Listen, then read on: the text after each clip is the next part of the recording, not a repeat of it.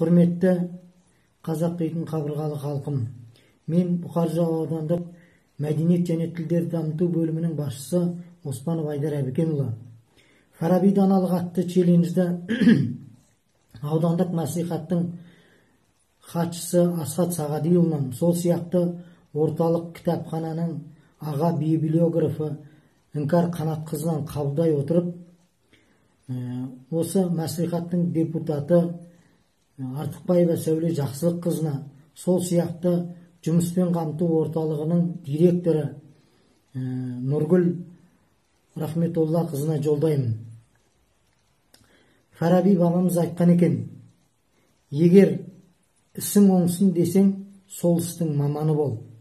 Егер даңқың шықсын десең, көпшілік адамы бол деп. Құрметті ағайын, әрқайсымыз өз ісіміздің шебері болайық. Қазаққа тән керемет мінез, көпшіл болайық. Сонда бізді дау да жау да алмайды.